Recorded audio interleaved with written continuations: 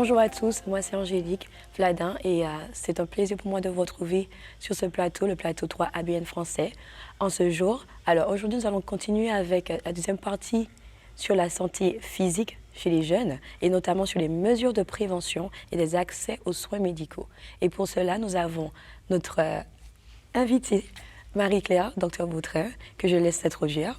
Bonjour, merci Angélique, merci de m'avoir sur le plateau.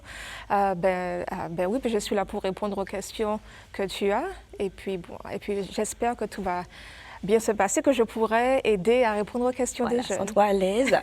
Merci. Alors, pour cela, j'ai écrit quelques petites questions que j'aimerais te poser. La première question serait quels sont les moyens d'accès aux soins de santé pour les jeunes d'aujourd'hui? Alors, au niveau des jeunes, on a quand même une diversité de moyens d'accès aux soins médicaux. Bon, quand on est enfant, nos parents nous emmènent chez le médecin. Donc, il y a toujours les médecins généralistes. Bon, on connaît les médecins, donc dès qu'on a mal quelque part, voir les médecins traitants, on va voir le médecin. Et en général, les jeunes, ils ont déjà un médecin depuis l'enfance.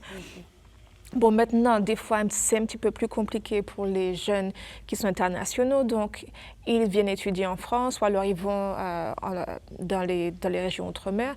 Bon, là, il faudra trouver un nouveau médecin. Il y a les médecins traitants, les médecins généralistes. Il y a aussi, s'il y a un cas d'urgence, en général, on va aux urgences. Donc, les hôpitaux, s'il y a des hôpitaux qui sont pas trop loin, on peut aller aux hôpitaux. Des fois, c'est pas les hôpitaux, des fois on a des cliniques, mais c'est aussi, comment dire, une organisation, ou alors, c'est un bâtiment où le jeune peut se diriger pour pouvoir avoir des soins médicaux. Et puis aussi, il y a, en général, dans la minorité des cas, les jeunes ne peuvent pas se déplacer pour une raison quelconque. S'il y a un accident, qu'il y a une immobilité physique, à ce moment-là, on a aussi les infirmières libérales qui peuvent se déplacer pour pouvoir aider. Donc, ce sont en général les infrastructures qui sont les plus répandues, reconnues. Mais il y a aussi des systèmes qui sont un petit peu plus récents. Par exemple, on a la carte des lieux aux soins.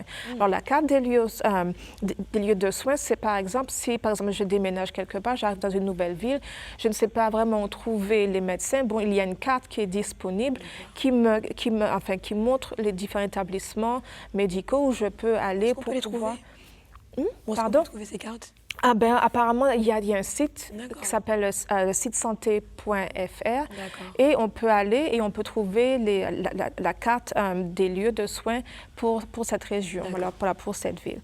Et puis, il y a aussi les maisons de santé. Alors, les maisons de santé, ce sont des établissements qui sont pluriprofessionnels, c'est-à-dire qu'il n'y a pas seulement un type de médecin, il y en a plusieurs. Ophtalmo, il peut avoir aussi un gynéco, il peut avoir un laboratoire d'analyse à côté. Donc, c'est vraiment une centralisation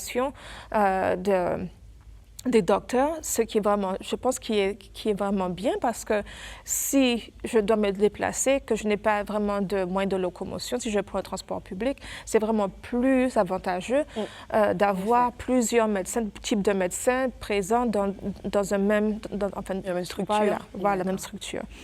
Et puis, on a appris beaucoup de choses depuis COVID. Avec COVID, on a appris à soigner les gens à distance. Oh oui. Donc, maintenant, on a la télésurveillance, donc surveillance à distance. Donc on peut, les jeunes peuvent être suivis par le personnel qui médical ou alors approprié.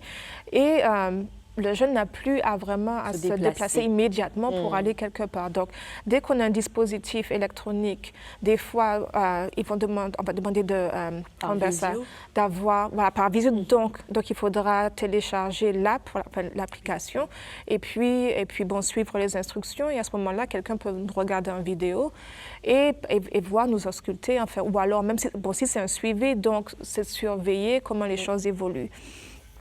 Télésanté, c'est un petit peu pareil aussi. Donc, télésanté, c'est aussi où les médecins peuvent voir un patient ou alors c'est pas seulement les médecins, un professionnel de santé peut voir le patient et peut aussi vraiment regarder ce qui se passe et prendre des décisions. Il y a aussi le télésoin. Alors télésoin, alors là, vraiment, c'est vraiment le côté thérapeutique. Ou alors, par exemple, si j'ai besoin d'avoir des médicaments, le pharmacien, je peux être en communication avec les pharmaciens pour voir vraiment qu'est-ce qu'il me faudra. Donc, c'est plutôt au niveau du soin. Et puis, il y a aussi la téléexpertise. Donc, la téléexpertise, c'est vraiment... alors là, on a plusieurs experts qui peuvent se joindre dans une communication à distance. Donc, au lieu d'avoir un médecin, je peux avoir plusieurs spécialistes, plusieurs experts qui peuvent m'écouter et me diriger au niveau des soins qui seront les meilleurs pour moi. Donc, ils vont traiter de plusieurs problématiques? Oui, donc, parce que des fois, quand il y a des pathologies, ce n'est pas seulement une cause vraiment qui établit la pathologie. Donc, des fois, il y a plusieurs antécédents médicaux. Et aussi, selon, comme on dit, l'historique médical de la personne, des fois, il faudrait avoir plusieurs experts. Donc, si par exemple, on voit que, je ne sais pas, que l'étudiant, par exemple, ils ont fait un scanner, ils ont vu, par exemple, qu'il y a une tumeur, que la tumeur, non seulement elle est au niveau cérébral, mais par exemple, qu'elle commence à se loger autour des vaisseaux, des artères. À ce moment-là, ce n'est pas seulement, par exemple, un médecin oncologue, enfin, c'est, je crois, oncologue, enfin, oncologiste, en fait, ceux qui s'occupent des cancers. À ce moment-là, il faudra aussi faire intervenir des médecins qui s'occupent des vaisseaux sanguins, parce que, bon, il y a quand même, par exemple, la tumeur. Voilà. Donc, il faudra plusieurs experts dans ces cas-là. Et puis, je pense que le dernier dispositif qui s'appelle le Medicobus. Alors, enfin, le Medicobus, c'est... Alors, médico, c'est pour médical, et puis le bus. Donc, c'est un dispositif, surtout, c'est très important pour les jeunes qui ont problème d'accès. Donc, si la distance est trop conséquente, qu'il n'y a pas de transport public, en général, le Medicobus, ça peut réduire la distance. Donc, il y a un déplacement où les jeunes peuvent aller pour l'accès des soins. Est-ce que dans ce cas, dans le cadre des jeunes, nous allons dire dans les Outre-mer, qui n'ont peut-être pas de moyens de transportation ou de permis, cela peut s'appliquer dans ces cas de figure? Oui, ça peut être une solution. Bon, maintenant, je ne sais pas si le Medicobus est disponible dans tout ce genre de juridiction, mais ça serait un dispositif qui serait avantageux dans ces cas-là. Alors, j'ai une autre question qui serait: quels sont les obstacles que les jeunes rencontrent pour accéder aux soins? Bon, ça dépend au niveau de la géographie. Voilà. Donc, je sais que selon les statistiques, il y a au moins 5% des jeunes Français qui disent qu'ils n'ont pas accès aux soins. C'est très dur pour eux d'accéder aux soins. Et particulièrement dans certaines régions outre-mer, pour ceux qui nous écoutent des régions outre-mer, des fois, ce n'est pas aussi évident d'avoir l'accès. Donc, en outre-mer, si la personne n'a pas par exemple, de voiture ou alors de moyens de transport, ça peut devenir compliqué. Voilà, donc il y a en plus un taux beaucoup plus élevé de difficultés d'accès aux soins dans certaines régions outre-mer. Donc ça c'est déjà un problème. Et aussi des fois, même quand les jeunes essaient d'accéder en outre-mer aux soins médicaux, le coût est aussi élevé. Donc même... Voilà, des finances. Donc, même ceux qui ont la carte vitale et puis aussi des fois qui ont aussi une mutuelle, des fois, l'honoraire qui est demandé par le médecin est vraiment trop cher. Et en général, on voit ça au niveau des experts ou des spécialistes. Et donc, l'honoraire sera un petit peu plus élevé. Mais en général, le plus gros facteur, enfin, il y a plusieurs facteurs. Alors, l'accès géographique, ça, c'est certainement un problème. Donc, les jeunes, déjà les jeunes, à cet âge-là, ils sont préoccupés par d'autres choses, les études ou d'autres choses Alors, si déjà c'est difficile d'aller voir un médecin, ça ne va pas contribuer vraiment à la démarche des jeunes pour aller voir un médecin. Et puis, un deuxième critère qui est vraiment décourageant pour les jeunes, c'est le montant du temps qu'on attend même quand on a un rendez-vous chez le médecin. Donc, le temps d'attente. Donc, j'ai rendez-vous à 9h.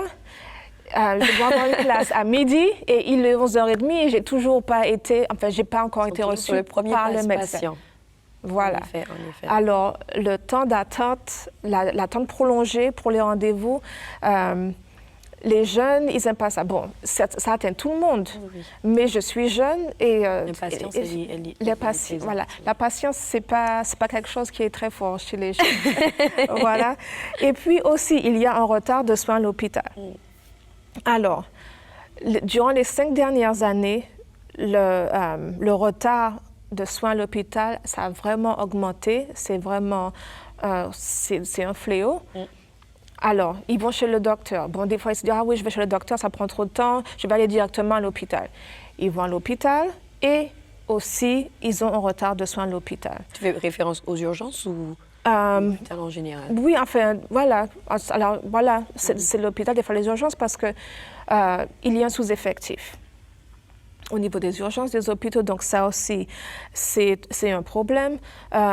Donc, ça décourage les étudiants. Donc, même s'ils essayent, ça aussi, ça peut être une barrière au niveau de l'accès des soins, parce qu'ils sont là, il y a vraiment un retard au niveau des soins à l'hôpital. On n'a pas envie d'y aller, de se faire consulter. Exactement. Et puis aussi, depuis le COVID, les jeunes, surtout pour ceux qui ont peut-être un problème au niveau par exemple, un handicap physique ou alors un handicap quelconque, depuis COVID, il y a, par exemple, il y a beaucoup de jeunes dans ce contexte-là qui disent ah oui, que leur expérience n'est pas bonne du tout, alors qu'il n'y a vraiment pas de... c'est très dur d'accéder aux soins dans leur contexte. Donc ça, c'est depuis COVID. Donc je pense que ça reflète un petit peu aussi le manque de personnel, d'infrastructures au niveau du personnel que l'on a vu, enfin que l'on voit depuis COVID. Et puis il y a aussi une dégradation de l'offre des soins que l'on a aux urgences. Donc le problème de l'attente prolongée des médecins encourage les jeunes à aller à l'hôpital aux urgences. Donc maintenant, on a ce qu'on appelle un surrecours au niveau des urgences. Donc, si par exemple, normalement, on devrait avoir 25% des jeunes qui vont aux urgences, maintenant, on aura peut-être 50%, et ça fait un surrecours. Donc, il n'y a pas assez de personnel pour pouvoir, gérer la demande des jeunes, enfin, l'afflux, et ça crée des problèmes. Donc, quand on a beaucoup de patients à voir en peu de temps, la qualité... qualité des soins, de l'offre de soins se dégrade parce qu'on n'a pas assez de temps pour pouvoir, traiter ou alors écouter les patients comme on aurait d'habitude. Et ça cause aussi un découragement. Et puis, il y a aussi l'obstacle tarifaire. Donc, comme je disais avant, maintenant, il y a beaucoup de spécialistes qui chargent, enfin, pas qui chargent, qui demandent, le coût de la consultation est beaucoup plus élevé. Et en tant que jeune, qui n'ont pas vraiment les moyens financiers, eh bien, c'est aussi un problème au niveau de l'accès aux soins.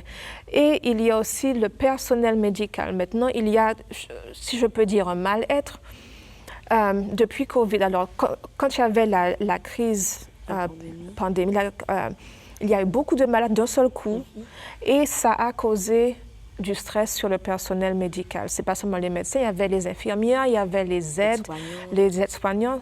Et en plus de ça, avec la demande dans les régions où il y avait la demande, c'est pas la demande, mais c'était l'obligation d'avoir le vaccin. Anti-Covid, il y en a qui n'ont pas voulu prendre.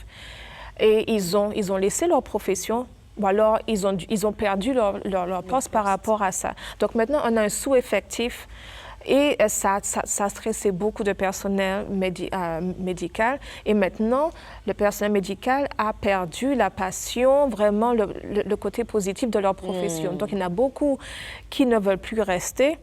Soit, par exemple, il y a les médecins les médecins en général, enfin ceux qui sont généralistes, maintenant on voit qu'ils prennent leur retraite beaucoup plus tôt qu'avant.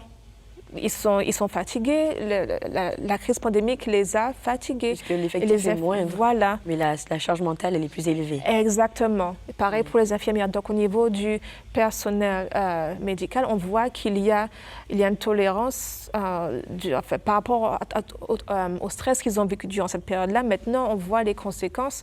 C'est vraiment très difficile. Et il y en a qui disent, bon, moi, je n'en peux plus. Et voilà, donc on a un problème au niveau de ça, comme on dit ça, ça cause un problème au niveau de l'accès aux soins pour les jeunes. Mais alors, quelles sont les conséquences sur la santé des jeunes par rapport à ce manque d'accès aux soins? Quelles conséquences qu'on peut voir? Eh ben, c'est un problème. Parce que, bon, déjà, les jeunes, ce n'est pas leur premier choix d'aller voir les médecins. Donc maintenant, c'est un problème. Donc, le suivi médical ou même le diagnostic médical, ça c'est un problème. Ils vont aller par exemple sur Google, ils vont regarder, ok, je vais faire ce qu'on appelle du diagnostic autonome. Et ça c'est un problème parce que alors là, si on n'est pas médecin. Et si on écoute Google, en général, me connaissant, je meurs le lendemain. Ou dans quelques heures. Voilà. Donc, on veut éviter ça. Mais donc, voilà, c'est une des conséquences. Aller voir un spécialiste. Voilà. Et aussi, bon, donc, si on ne commence pas à traiter les choses de manière correcte au départ, ça peut engendrer des conséquences médicales qui sont beaucoup plus graves. Et là, on se retrouve aux urgences pour vraiment des raisons valables. Donc ça, c'est un problème. Et on ne pourra pas regarder sur Google, ce sera peut-être trop tard. Voilà. Et puis aussi, ça peut aussi engendrer des problèmes au niveau des jeunes. Bon, c'est un traitement autonome. Donc, par exemple, je dis, ah oui, bon, Google m'a dit que j'ai telle chose. Je vais prendre, par exemple, des médicaments pour telle chose. Ce n'est pas ce qu'il me faut. Donc, ça peut aggraver parce que déjà, je ne soigne pas ce que vraiment j'ai et je peux introduire une complication à ce que j'ai. En prenant ce médicament qui n'est pas adéquat. Donc là, ce sont vraiment les problèmes. Mais je pense à la santé mentale. Alors, si je ne veux pas, par exemple, je n'ai pas accès, par exemple, aux professionnels au niveau de la santé mentale, je commence à faire une dépression ou alors j'ai un problème d'anxiété et je ne vais pas voir, par exemple, un psychologue qui puisse me donner les outils pour pouvoir m'aider à gérer ce qui se passe. Ça va devenir plus grave. Je peux vraiment, développer d'autres symptômes au niveau de la santé mentale et aggraver les choses. Donc, et puis à un moment, je vais vraiment, comme on dit, ça va, voilà, burn-out, ou alors ça va pas, j'aurai une crise, j'aurai un épisode vraiment critique que j'aurais pu éviter en allant voir des médecins, voilà, dès le départ. Donc, ce sont ce genre de conséquences. Voilà, qui peuvent être graves. Et comme on discutait avant, au niveau des jeunes, on voit qu'il y a beaucoup de diabète, d'hypertension. Il ne faut pas jouer avec ce genre de pathologie. Donc, si déjà j'ai le diabète, le type 2 de diabète, et que je ne prenne pas de traitement, ma glycémie va augmenter. Il y a des répercussions très graves. Il y a des fois, il y a le coma diabétique, l'hypertension. Il y a des problèmes au niveau vasculaire. Donc, ce sont des choses, vraiment, si on ne se sent pas bien, il vaut mieux être, faire de la prévention. Que d'attendre, parce que je dis, ah oui, je vais attendre 3 heures au médecin. Il vaut mieux attendre 3 heures une fois, et puis avoir un médecin qui va dire, OK, bon, ça va, ou alors telle chose, il faudra vraiment faire un traitement, que de dire, bon, je vais attendre 3 mois, et puis après ça, je me retrouve aux urgences. Pas de ma volonté, mais par exemple, je suis tombée dans les pommes, ou alors il y a vraiment un truc vraiment qui s'est passé. D'accord. Alors, Marie-Claire nous a parlé du type de diabète 1 et 2 dans les épisodes précédents. Alors, je vous invite à regarder l'épisode précédent pour en avoir plus d'informations. Alors, tu as évoqué les coûts financiers au préalable. Qu'est-ce que tu pourrais en dire davantage à ce niveau? Quels sont les coûts pour les jeunes? Pour les jeunes, alors, Dans le système français, vraiment, comment dire ça, on a de la chance. Dans d'autres pays, que je ne vais pas nommer, dans d'autres pays, ne le faisons pas.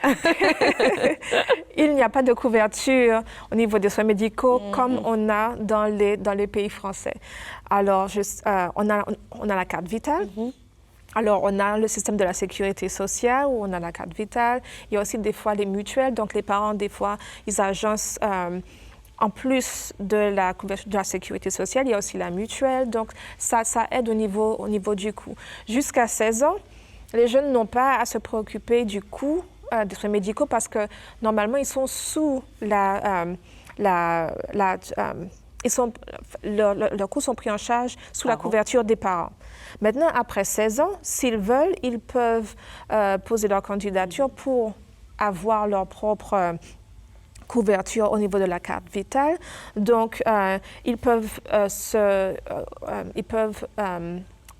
soumettre leur demande au niveau de la caisse primaire d'assurance maladie. Ils peuvent faire directement ou alors ils peuvent faire en ligne sur le compte Amélie des parents. Et à ce moment-là, la transition va commencer à être effectuée. Si le jeune de 16 ans ne fait rien, il va rester sous la couverture des parents jusqu'à l'âge de la majorité. Donc à ce niveau-là, vraiment, au niveau des jeunes, ils sont couverts. Bon, maintenant, quand la majorité vient, il faudra qu'ils fassent les démarches en amont pour que lorsqu'ils atteignent l'âge de la majorité, qu'ils soient déjà couverts. Surtout s'ils vont laisser la résidence parentale, ça serait déjà mieux. Comme ça, ils deviennent autonomes. Quand ils vont rechercher les soins médicaux, ils ont une couverture au niveau des soins médicaux. Mais avec la sécurité sociale, vraiment, ça aide beaucoup au niveau des coûts. D'accord. Alors, petite question. En général, sont-ils pris en charge à 100% ou il existe que des fois, ça sera juste partiellement par rapport à tu as évoqué la sécurité sociale ou la couverture ou encore la mutuelle. Comment ça se passe? En général, ils bénéficient du même taux de couverture que les parents. Donc, ça dépend. Ça dépend. La mutuelle, vraiment, ça dépend aussi de la mutuelle, de ce qu'ils offrent. En général, avec la mutuelle, vraiment, c'est vraiment une couverture totale. Bon, ça dépend du programme qu'ils envisagent. Et par exemple, si je compare à d'autres pays, les Français sont très privilégiés. Très privilégiés. Voilà. Donc, ce qu'il faudrait voir, c'est lorsque l'on veut s'inscrire pour un programme au niveau de la sécurité sociale, de la mutuelle, de bien lire les stipulations pour savoir quels soins médicaux seront couverts et quels soins ne seront pas couverts, ou alors le pourcentage qu'il y a au niveau de cette couverture. D'accord. Alors, pour les jeunes qui nous regardent, où est-ce qu'ils pourraient être informés de ces dispositifs? Alors, en général, la sécurité sociale, durant les dernières années, il y a vraiment eu un rapprochement au niveau du gouvernement, du ministère de l'Éducation, de la Santé et aussi des organismes qui gèrent la vie des étudiants, surtout au niveau universitaire. Donc, maintenant, la sécurité sociale offre beaucoup de forums où les jeunes peuvent se renseigner. Donc, des fois, les forums viennent même dans les établissements scolaires pour pouvoir faire des présentations, pour dire voilà telle chose. Ou alors, il y a aussi des prospectus. En ligne, il y a beaucoup d'informations en ligne. Les jeunes, nos jours, on a vraiment accès. Voilà. Voilà, donc on va sur Google ou alors on va en ligne. Si on tape, par exemple, couverture des soins médicaux, il y a beaucoup d'informations qui sont aussi disponibles. Donc, il y a les forums, soit dans le domaine des universités ou alors même dans d'autres établissements. On peut aller en ligne. Il y a aussi des initiatives d'intervention au niveau des jeunes. Donc, si par exemple, on se rend compte qu'il y a un problème dans une région au niveau des jeunes, par exemple, ils ont des problèmes au niveau de la santé mentale, en général, dès que le problème est reconnu, il devra avoir une démarche où il y a des interventions qui vont être faites pour pouvoir sensibiliser les jeunes au niveau de la santé mentale, des risques et ou pouvoir avoir accès aux soins ou alors où se diriger. Alors, j'ai trouvé en ligne des noms, en fait, quelques noms. Alors, par exemple, il y a le Plan national nutrition santé. Alors, ce plan, voilà, Plan national nutrition santé, c'est PNNS. Et la spécialité, comme on dit, de ce programme-là, de ce plan, c'est au niveau de la nutrition pour pouvoir promouvoir la santé. Donc, le diabète, l'hypertension, c'est vraiment un problème au niveau des jeunes. Donc, il y a beaucoup de beaucoup d'avantages à ce niveau-là. Donc, si on suit les conseils au niveau de la nutrition, du régime alimentaire, ça peut aider aussi à se débarrasser du diabète du type 2. Donc, par exemple, le problème des jeunes, apparemment, c'est beaucoup de sucre. Ils mangent beaucoup de sucre, beaucoup de graisse et du salé. Donc, si on peut avoir des recommandations au niveau nutritionnel, comment baisser le sucre sans perdre un goût qui est quand même agréable. Pareil pour le sel, pareil pour les graisses, ça peut déjà aider à baisser le taux de diabète chez les jeunes et l'hypertension. Il y a aussi un autre programme qui s'appelle l'activité physique adaptée, APA. Et alors, c'est adapté. Alors, adapté à quoi? Alors, c'est surtout focalisé sur les jeunes qui ont, par exemple, des problèmes des pathologies ou alors certains, je ne vais pas dire handicap, mais c'est un contexte plus spécial. Donc, en ce moment-là, on ne peut pas, comment dire, donner à tout le monde le même traitement. Donc, ce programme permet à ces jeunes d'avoir une activité physique, un programme d'activité physique qui va être adapté à leur contexte. Voilà. Et puis, un autre programme que j'ai vu aussi s'appelle Vaccination et dépistage en milieu scolaire.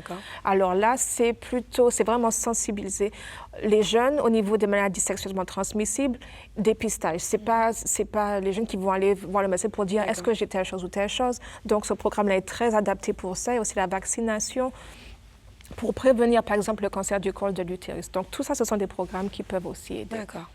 Alors bien, merci beaucoup, Marie-Claire, pour ces réponses brillantes. Nous arrivons à la fin de cette deuxième partie de ce thème que nous allons clôturer, qui était sur la santé physique chez les jeunes.